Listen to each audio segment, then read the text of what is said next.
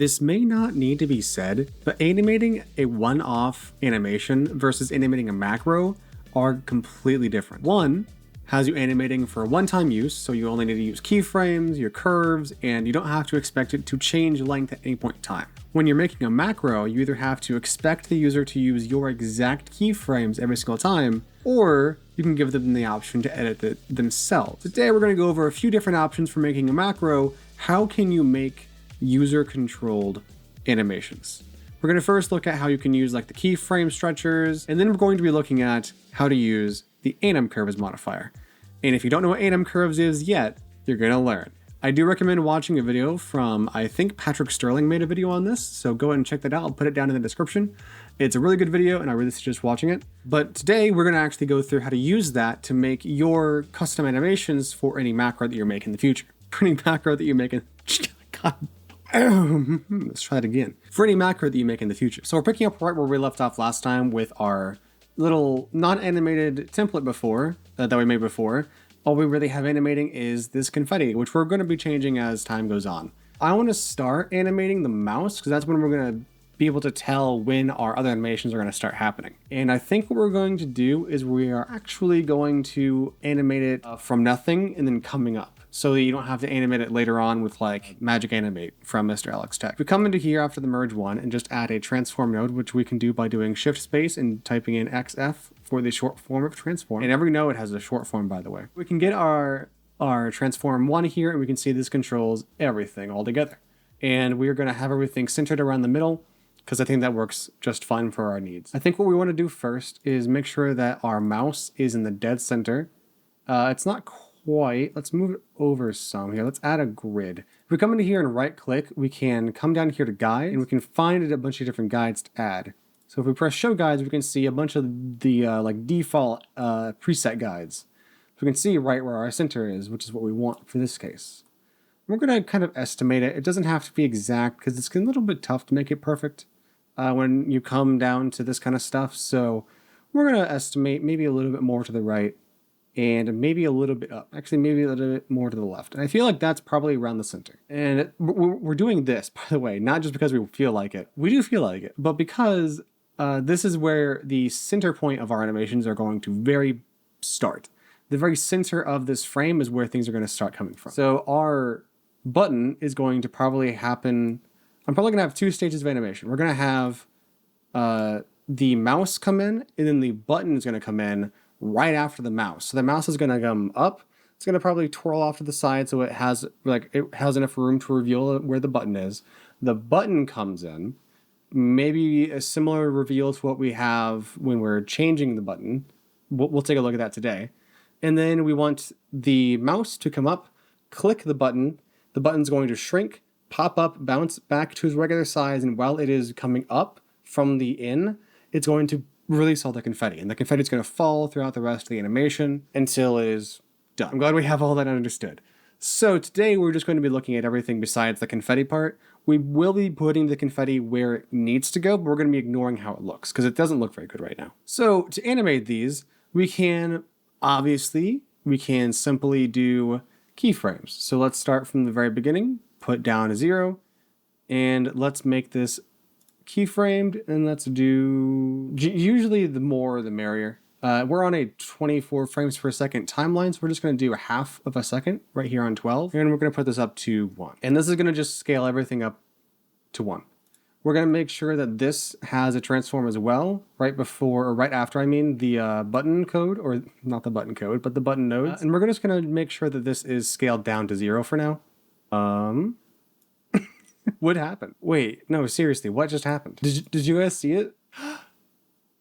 I know what happened. Okay, so if you don't know what happened there, I scaled down the button, but if you look at this merge from the cursor, it's connecting into this as the background. So if we were to preview this, it's not going to have anything. It's going to have the mouse in it still, but it's not going to have its full background because of the sizing right here is causing it to be messed up. We can see if we preview any of these nodes before this, it exists. If we preview this node, it's not there because it's in a different place. So what we're going to do, instead of having our background 1 being way down here, I think we're going to have our background 1 be a part of this area down here. So what we want to do, I'm going to actually make sure that everything is facing in the same direction. So I'm going to turn our particles upright to where we're matching these. So nothing's on the bottom except for our background. So we're going to quickly do that, and I'll show you how I'm going to adjust it for everything else. Okay, now everything is actually facing upwards instead of downwards. This just makes everything look a little bit cleaner. Also, between episodes, it would make everything look a little bit easier to read, so you can see where all the inputs and outputs are heading to. If you still can't follow it, be sure to watch the previous video. And if it's a little bit too fast or too slow, put it on the correct speeds for you, just so that you can learn at your own rate. This episode may also be a little long, so be hunker down for this one, because we're going to be animating a couple of different things in a couple of different ways. Right now, we have everything leading into each other and then leading into the background, which works. The only problem is we're setting everything as its previous size. So like everything in here is set to the size we made the backgrounds for our little borders, which could be helpful in certain cases, but what we need right now is a solid background that does not change. So what we have to do is put everything over this background. And we can do that by starting here, by putting this into the green input and then putting this out to the output. And now we can see that our mouse has returned to the visual media out. So there we go.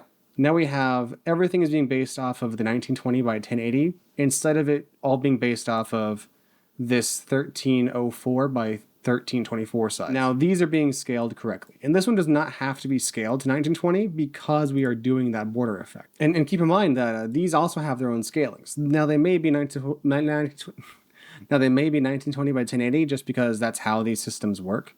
That's how polygons and render nodes work. So when you have those, they're going to, by default, be outputting as the regular size. You can always change that with image right here. I'm going to scoot these a little bit closer now that we have all that. Okay, now we can accurately scale everything and things aren't going to be freaking everything out. Cool. So we can go back to our animation and we can take a look at this. And we want to ignore the spline for now. We're just going to quickly take a look at what we want this animation to do. We want it to have an angle, and we want it to end here, but we want it to start, I don't know, maybe at 180. Just do like a whoosh as it makes it bigger. I might do that reverse, so I might do negative 180. And then what I would do is I'd come into the splines, I'd select the two, select the keyframes, I'd press S to smooth them, and then I'd figure out like the best ways to do this. And we can always select all of our controls, press T, and this brings up our ease in and ease out controls. And we can just drag this number to give us some values. And this is good for just smoothing out animations, but obviously you can do other stuff too, which we are going to be doing with this mouse. But this is just to show you the example for using the keyframe structure. So if we were to play this now, we can see it has a nice smooth animation. If we were to put this on a different timeline, and if we wanted to have it animate out for whatever reason, like if we want to come down here about 5 frames, I think that's about 5 frames away, and then we try to animate it back out, we may encounter a problem. First off, there was the confetti still, but then we're going to ignore that.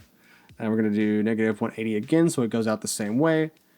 And now if we were to do this, well, it is a little faster because I didn't do that right. I did 5 frames instead of 12 because I didn't think that through. Let me fix that. Estimated 12 frames. I don't know how many I just did, but it's around 12, I'm sure. Yeah, and then we can put the curves on that and everything like that.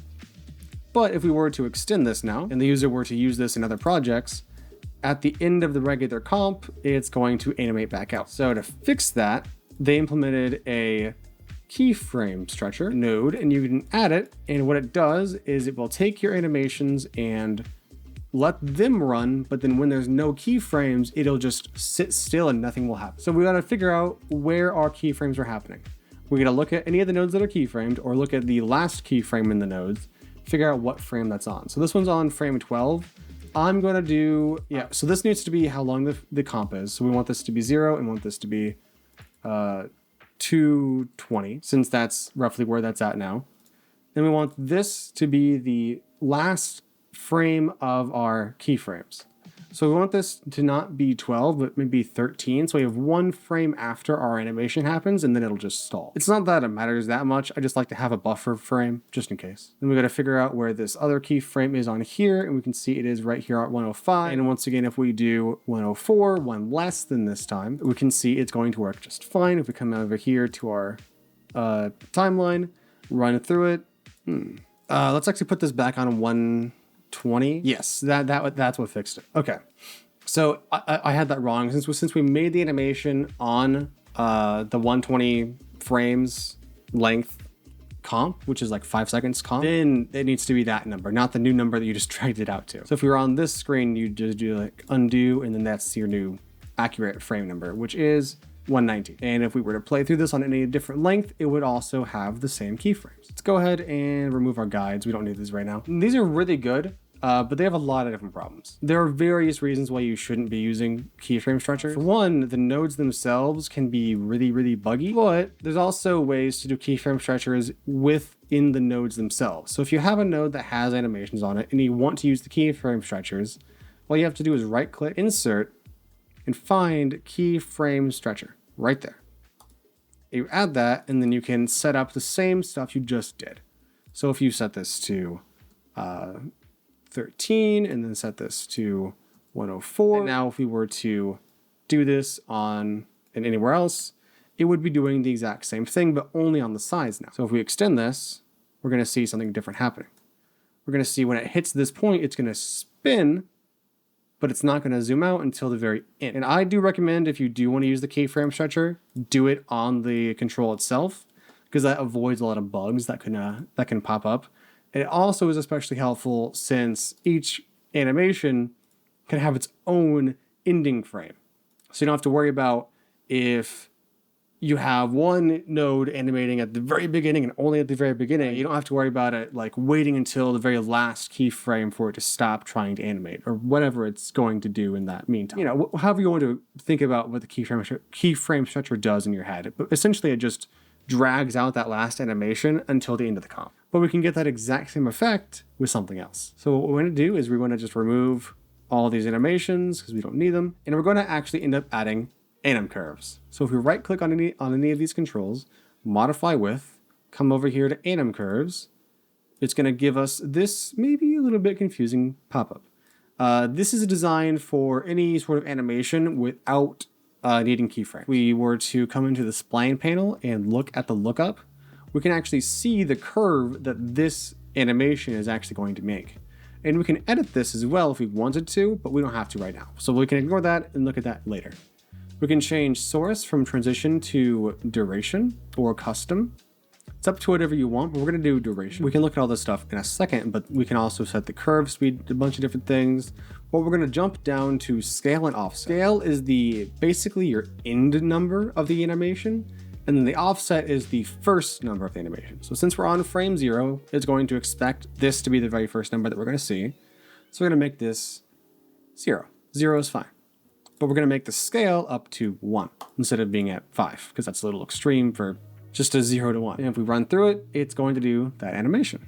But it's going to do it over the duration of the entire thing. It's not going to do it just once. We can fix that by coming into custom. And now we have input, which is going to be our animation controller. So since we're looking at the linear version of this animation, it can extend out infinitely in either of the directions. So if we take time offset, and for example, start moving it down, it's going to infinitely move to increase past even our scale of 1. So since we are working in a linear space right now, this line exceeds just our bounds. Like this square, I'm pretty sure is the bounds of our animation, but it exceeds infinitely in every direction. If we change curve to say easing, and we set some easings to it, and if we actually click on the correct thing, now we can see we have a curve on it. But if we set this back to linear, we can see it as an infinite line upward. Zoom back out. We can probably get rid of lookup. If we zoom out, we can see this is an infinite line scaling upward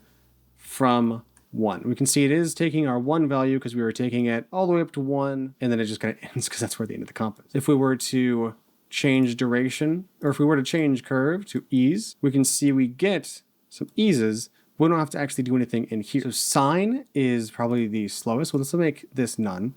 So sine is this nice curve here. And as we keep going, we're gonna have different speeds of our animation. Expo being the slowest to start, but the fastest in its prime. And if we change this to also be expo, we get slow start, really fast in the middle, and then slow at the end. If we change the ending to sine, we get a very similar animation. A lot of our animations are going to look very, very similar, and then it's going to take a little bit of like customizing how it's going to look for us to get it to actually like do what we want it to do. So if we come over here and choose any of these last ones though, these are going to be a different thing. And I think there maybe is a bug because it's not changing anything anymore. Something seems to be wrong. It's not changing our curve anymore. But if we look, we can see in our animation that with back on, it goes past our scale number. It does a little bounce, then it comes back. And it's not exactly a bounce. It is just coming back. It's like it's stretching out and then coming right back in. And then we can come over to elastic, and it gives us a faster effect. If we look closely at the edges here, if you look at this green line, as it hits the edge, it will do a little bounce because it's going out and then in, out and then in until it settles. We're gonna hit bounce here, and this is more of a obvious bounce. We come into here and we're coming up from 0 to 1. We hit the edge and we're just bouncing inward until we balance out at the end. And that's the animation. I don't know why this preview has bugged for me. It's really weird because it should be fine, I would think. But yes, this is where you can see the animation is happening. You maybe need to be zoomed out some. I don't know. It's a little bit strange why it's doing this because if we don't have any of those on, yeah, it's just not changing. It's just getting worse, actually. Oh no, I'm lagging. Okay, let's get rid of that. It seems to be a bug with that at the moment. So there's a lot that you can do with Anim Curves, and I will be going over a lot more with Anim Curves in the future, but we're going to be ignoring the actual Anim Curves themselves for now, just to show you how to use them. If we change this to custom, this is now basically like, it's an infinite number, but you can't go past 1. If you go and animate this across 12, make at 12 being 1, and then at 0 being 0, we can see we have pretty much the same animation we had before. If we were to, I don't know, try to make this slower. I don't know. There's a lot of ways you can try to finagle this, try to make it even better. But as you change the other values, let's get to the middle of our animation.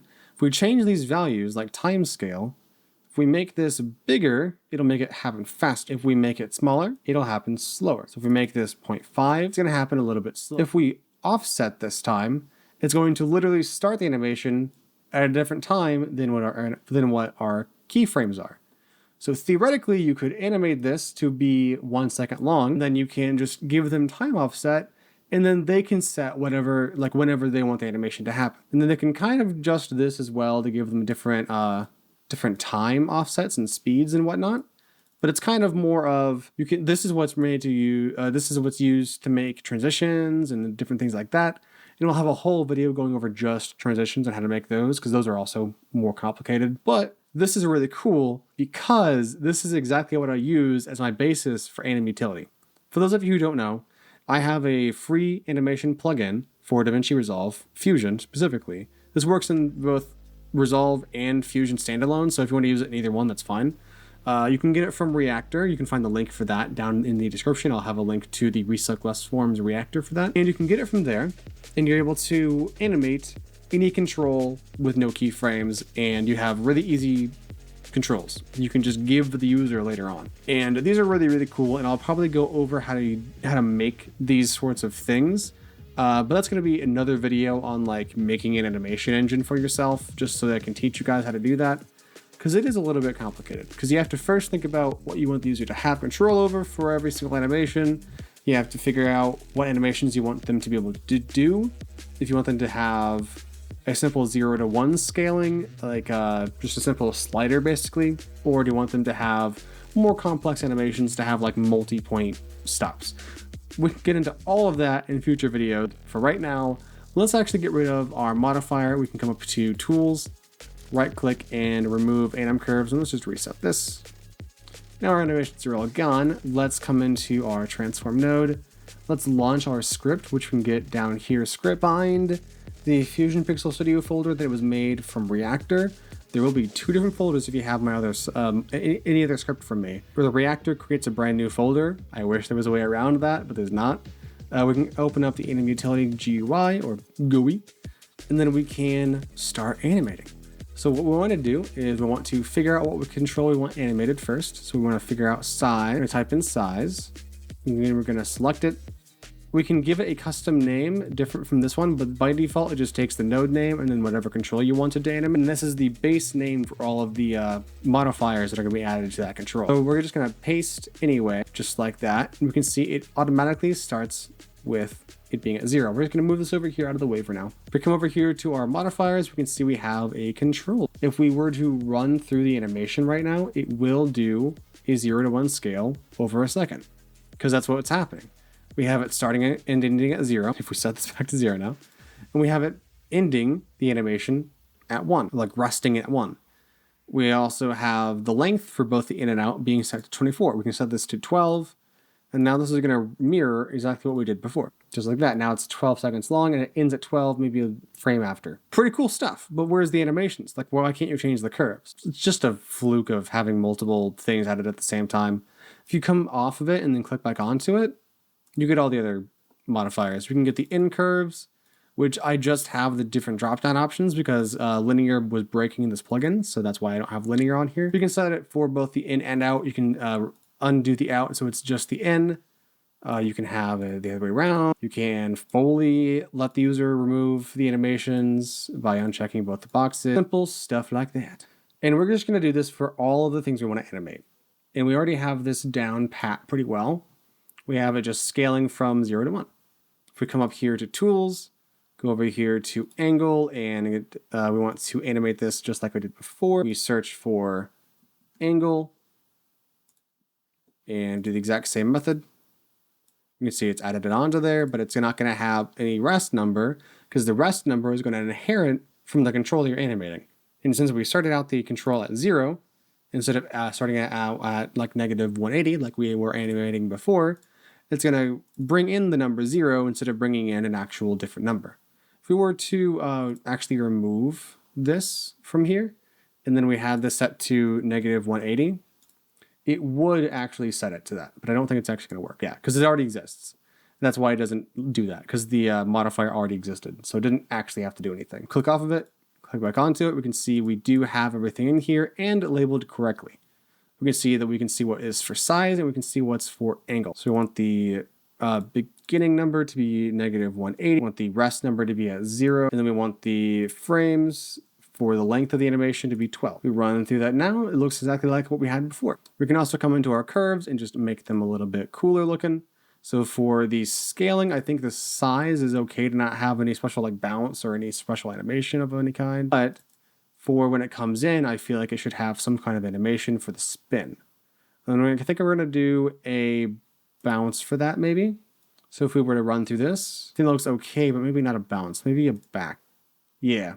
If we look at that without the UI on there, we can see it has a quick little flick at the end, which I think is a nice little touch. And as we were to play through this, whenever we go to animate this, we're going to have it like move over to the side, like as it's doing that little flick. So it makes it really easy to like, I don't know, it just makes it a little cooler. Okay, so we also want this to be moved over as it is doing this little flick out. So we want to also find center.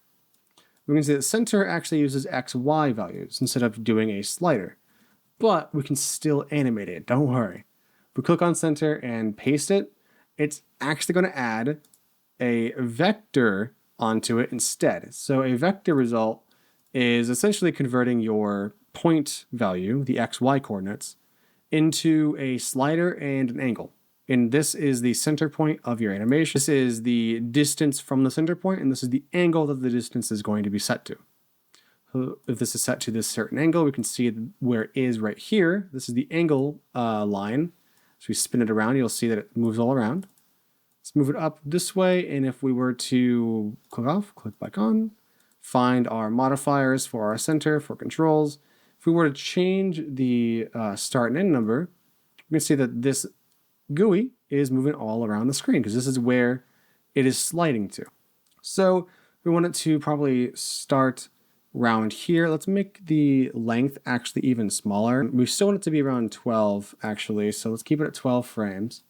And we're gonna do, I think, halfway through the animation, while it is still partially on the screen, we're going to start by animating it. So what we wanna do is probably keep it here, but then make the anim start be the frame we want it to start on. So we wanted to set this to 6. So this is the frame that the animation starts on. This is the frame the animation ends on. This is calculating from the end. So if you want these to match, you just put in the same number. This is how many frames from the left it is going to start. This is how many frames from the right it's going to end. So it's going to end 6 frames from the start, or 6 frames from the end. This is going to start 6 frames from the end. So it's kind of mirroring each other, just like how you would do with an actual Anim Curves. All right, now we can see this animation is not doing anything because there's no actual resting point. So let's bring this forward about to where it's going to need to be. So another few there, so around 18, I think.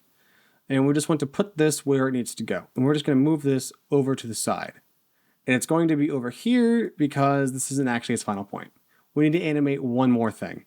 And that's going to be the angle value of this. Let's reset this to 0, and as we can see, as it comes out, it's going to kind of shift over. And we might actually move the animation to happen a little bit sooner, so maybe not on 6, but maybe more like 3, like half that number for both of these. Click off of it so we can see it.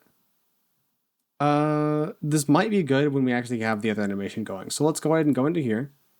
Go into vector, and we want to open up our animations again. We can always close this or like minimize it by doing that button, and then bring it back up by pressing that. And we just want to remove any control in here, and we want to just press refresh to get rid of everything that we have loaded up. This will get any new controls for the new node that you have selected, and it will also remove the name you have in here. So what we want to do is do transform for center vector angle. And I'm going all out on the name scheme here because I want to be sure that when I'm looking at this stuff later on in the macro editor, when I'm selecting all the controls, I know what everything goes to. I know that this is made for this specifically, and this is made for this specifically. This animation is doing this thing, and so on. So we can paste the animations like that, and we can see this little pop-up says, you're not connecting to anything, it did not select any control, but it did still paste it. So please connect to your name and then the name of the connection. So if we were to minimize this and right click on angle now, we go to connect to, and we want to find the only thing in here that should say connect to me. But there's a few other things in here, but don't worry about that. If we find our, transform center vector angle connect to me, find connection, and then you now have that new animation engine on this control. Click off, click back on, and now we can actually change that angle over time. So you'll want to do 12 and 12, just like before, and we want this to be set to the exact same timings as our moves happening. Because we want over the spine of the move, we want it to first go straight down and then slowly move over to be flat to the right. So we first want this to be, I think, regular 90. So if we go, okay, yeah, that's up. So let's do negative 90 to turn that downward. And then this, I think, is okay at being 0. So if we were to play through this now, we can see it does kind of do a little move like that. I think actually, instead of having that at 0, we actually did move it down. And sometimes you have to go pretty big on the moves here. So let's do negative 20. It's going to still do a down over, but it's going to do a little bit less noticeable. Yep, we can see it just kind of moves over just like that. Simple like that. Looks really good. Now we have that going for us. We want this at the same time, maybe at around frame 6, like we were trying to do for the move. We want our button to show up. So we're going to do the exact same process over there. We want to refresh this to get our new node. We can see we have transform 5 instead of transform 4. We can then search for size and paste. And this is just going to be a simple scale up. And we're going to have a separate node for the regular like bouncing, bubbly, clicked on effect. Only because I feel like having 2 different nodes for that may be more useful for what we want to do. to help us figure out, like, distinguish what each node is doing, you know? Like, this one is opening up our animation, this one's opening up our animation, then the next one's going to actually be animating the result of the click, and then this one up here is going to be animating the result of moving and then clicking. If that makes sense. I hope it does. So we want to come into here. We clicked off it, clicked back onto it. Start and end number to be 0. Make rest number 1. Then we want the start to be, or we want the length to be 12 frames for both. And we want to maybe start the animation at around 6. Oop, I broke everything. I'm so sorry. Hopefully it's okay. Not too jarring. I'll make these 6, I mean. And now we were to run through it. We can see as it places this, it does do that correctly. However, we can see a very slight problem. We can see it is also moving the button when we're moving the mouse. And that is okay. We just have to move it into here. So let's just shift click and drag this node and put it into the tree of the mouse. And we can be holding shift and dragging and then hover over the pipe to where it changes color like this, and then release, and that'll actually add it into the line. So it'll be connected. Now, if we were to run through the beginning of the animation, we can see it does what we expected it to do from the start. Good. Okay. I'm going to do some quick changes to the animation here. I want to make this maybe a little bit, make this more of a value. Yeah, there we go. So we have it opening up pretty nicely, I feel like. This is a pretty smooth opening. Then we want to, as the button finishes, maybe set for a couple of frames, like set for maybe 5 frames. So we're gonna have it, let's get ends around 17 or 18, looks like 18. So we're gonna do like a good 5 frames. 1, 2, 3, 4, 5. And it might even do up to a nice solid 25 frame, just to make it even. And then to make our other animations, we want to come over here to the transform 3 now. So this is our mouse moving to click transform animation. And we're gonna label these things in a second. We can refresh this to get our new controls, and we can just search for something. And we're gonna do the exact same process that we did before, but on our mouse now, or on this node. So we're gonna, by the way, for when you have a vector, if you have values already set in your XY, it'll take those values and put them in origin. If you have a vector, let's just quickly show this off.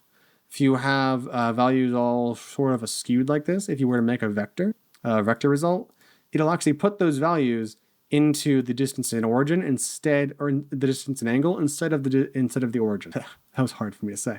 But what that is doing is ensuring that if you give this to a user, you can give them origin and they still have control over the original position of that animation without even needing the animation control. This is essentially now their new center point control for this mouse. It makes it super easy on you. You don't have to do any special work to add another node or anything. You just have this, and it's set to whatever position it is set in by default. I think that's a really cool feature. Sorry. Anyway, we just need to do the exact same controls that we did before. So we want to set these. I might do, let's do 6 frames. We'll do 6 frames for now to see if that'll work. And we'll do 25 as our start frame and end frame. Yeah, so we want this to be more in the middle. So we want to change our line, our angle, and just angle this to where it looks like it is going to point at the center of our button. We don't have to make this exact. We don't have to animate the angle this time. This one's okay with being a nice linear line. But now if we make our rest number a positive number, we slowly start encroaching on that. So we want to put this a little bit past it because I'm going to change our angle again. And I'm just going to change the angle down some. Yeah, I'm trying to find a nice sweet spot so that we're in the center of our button. So let's do a few other changes. Move it down, move that up, and I feel like that's probably a good spot. Okay, so we want to then run through our animation and figure out where we first hover over the button. So I would probably want to start hovering over not this frame, but maybe this frame. Keep in mind that the border won't actually be visible, so let's actually hide that for now. Let's make this 0. So when we first see it, it's going to show up like this. So we want to hover over probably around then. So this is when we want to change this to look like that. So we want to find frame 28. We want to animate this control at frame 28. Come into here, refresh, get the mix, because this is what that control is called. You can see it has a control name of foreground background. Select that, paste it onto there, and it's a 0 to 1, so it's pretty easy. And we can do this over 1 frame since it needs to be instant. And we can set the frame to be 28.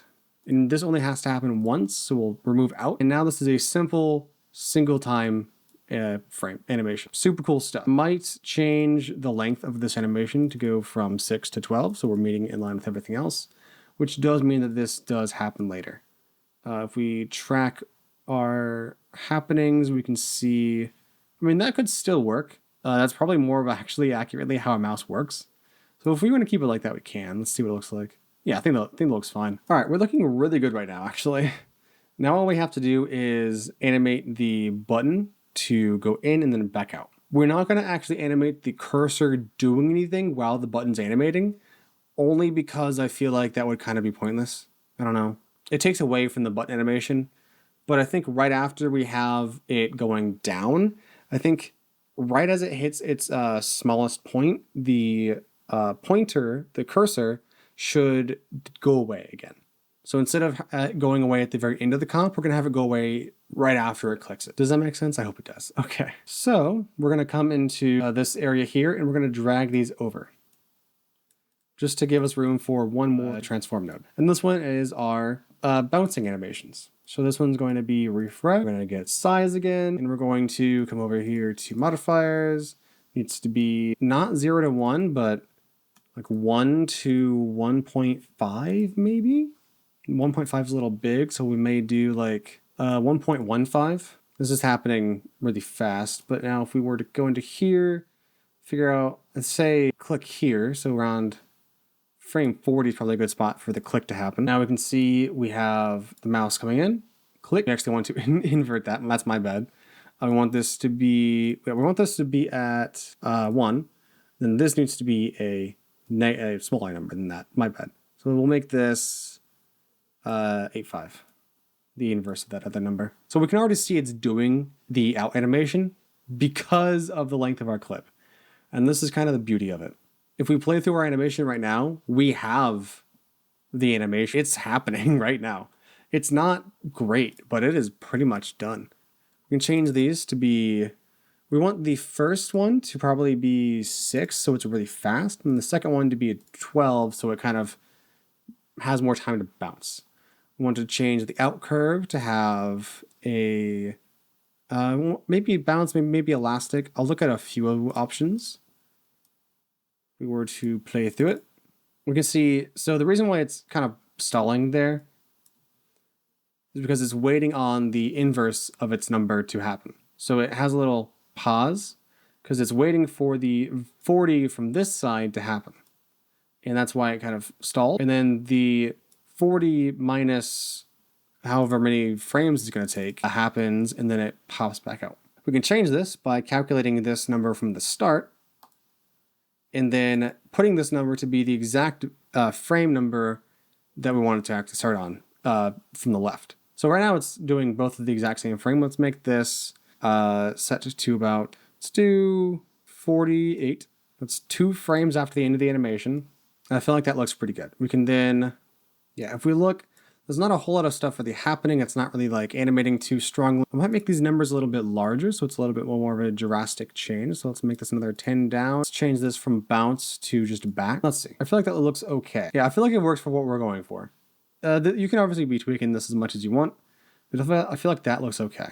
But let's go ahead and, with that mouse move, that second mouse move right here, we can move that actually to be much sooner. So like right after we click, right as it starts to move down, around 43, we actually are going to change the animation to begin to remove itself at around this frame. So we're going to set the start to begin right here, and we're going to set this to 43. So we're going to come in, click, and then go off. I might actually set this to be more like 45 to give it some more time. Then we're also going to come into this other one and set this size and spin animations to end and, you know, begin a lot sooner. So we want the stuff to, so we are moving off to the side, and I think at frame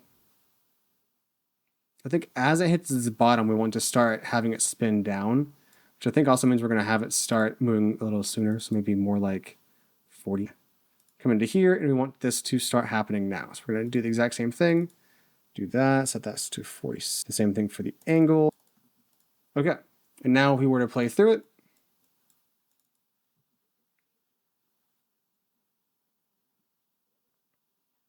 there we go. We're looking at a pretty smooth animation. You can obviously tweak this as much as you want. You can make it look however you want, but I think that's fine for what we need. All we really need to do now is just do the in-betweens. So we need to change this to actually fade between the two when it hits the bottom. So it's going to probably hit its bottom here. Yep. Hit its bottom here, and we want this to be animated to slowly, but also fastly reveal subscribed. So we want this to refresh. Do mix again, just like before. Add that onto dissolve 1. And you want these to be not 12, maybe more like 6, maybe even less, depends. And we only want this to happen once, and we want this to happen on frame 45. And if we come back into our dissolve node, we want to change dissolve type to SMPTE wipe. I don't know what that means, but it looks cool. That's all that I care about. If we were to play through it, we can see nothing's happening because there's no actual animation happening yet. If we change this to be 1 now, it's going to come into here and do a little wipe. And I think as it starts to hit its bottom, so maybe more like 43, we want our border to go from 0 to 0.2 or 0.02. Sorry. Refresh this, and this is going to be X amount. So we type in X, we just have X amount right there. Add that in there. And this should honestly be our last animation. We just want to make this rest number to be 0.02 and make everything else like really, really short. And we want it to happen only once. No, we actually do want it to go out. So we want to keep it like that. So that's fine. And we wanted it to happen on frame 43. So it's going to come down. It's going to start revealing. Then it's going to pop up.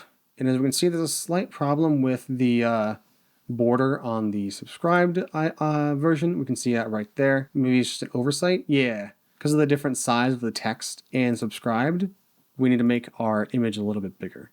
So let's make the width just a bit wider so we can actually get the full border in there. There we go. Now, if we play through this entire thing, we're going to have a really cool animation. Actually, I did miss one thing. There's one thing we do want to add, and that would be the spin whenever it actually does like its final act right here. So we want to, as that's coming up, when it's finished revealing, maybe at frame 50 here, we just want to come into the transform node and just spin the heck out of this to make it look like it's actually doing something cool. So we want to do another animation. Wow. It's almost like that's what we're doing today. So we want to take angle, if I can type it, and just add it on the transform 1. And I think that is our very final animation. Let's just go ahead and close Anim utility. Close out of that. We have angle. We can come into here, set the start number to be 0 is fine, but the rest number, let's make this set it to, let's set this to a really, really high number, but maybe not like absurdly high. So it's like, let's do maybe 360, just a full spin. Let's see what that looks like. We may have to do a couple of those. We may have to like double that number. Let's make the animation happen over a span of 2 seconds. So let's do 48 instead of 24. This is going to happen on frame 50. Let's remove the out animation because that's not needed. And let's just take a look. If we were to look at it, it is doing a little spin. I mean, it lasts a good while, but I feel like maybe at frame 90-ish, maybe even sooner, maybe frame 80, we want the number to go back down. So we want this to be start, and we want this to be frame 80, and then there we go. If we were to run through this entire animation now, let's make this bigger, let's make this full screen. Let's see what we got.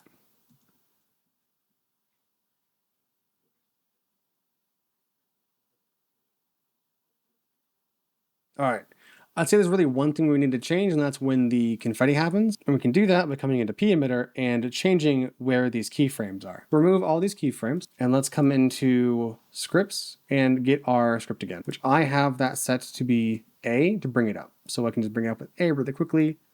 And it also remembers the last place you had it on, so it's really easy to keep using. let's go ahead and search for number.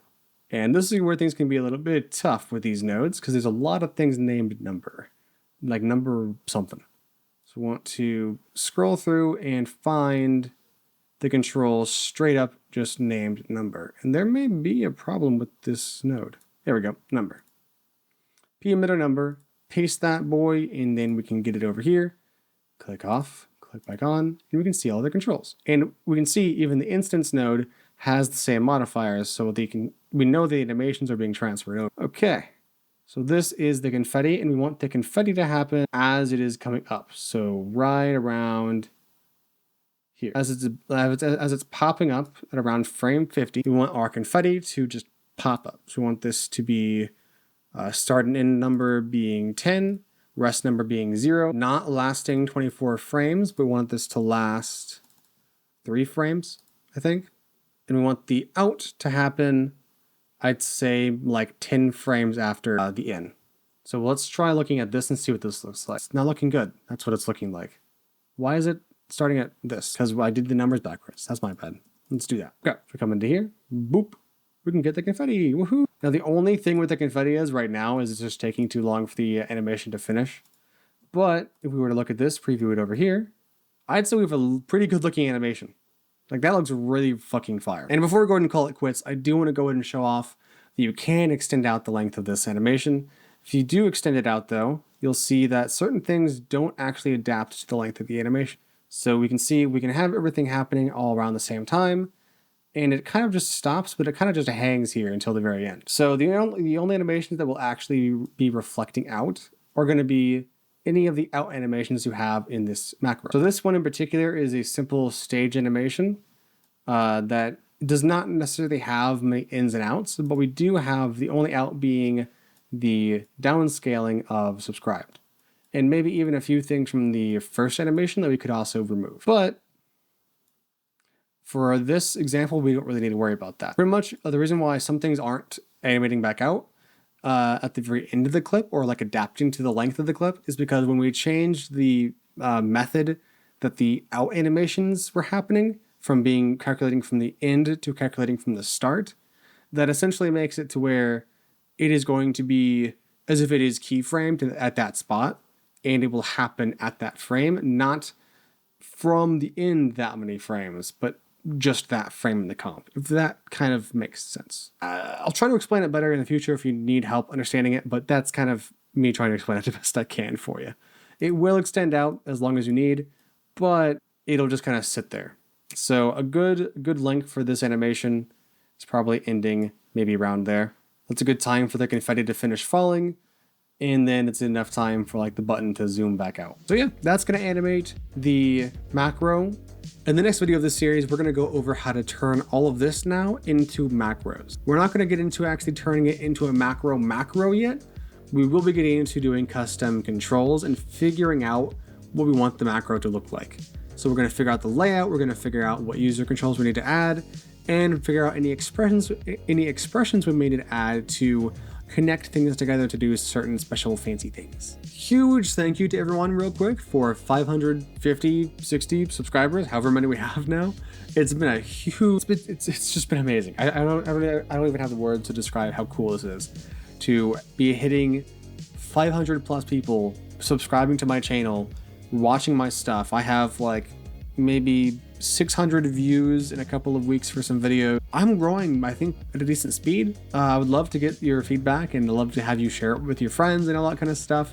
So I feel like for this, 560 subscriber special, just real quick, share this with your friends. Press like, comment, do whatever you want to do. Let me know how you're feeling about the channel and let people in your life know how you feel about the channel as well. Because I'd love to have 1,000 subscribers within like a couple of months. That'd be really cool.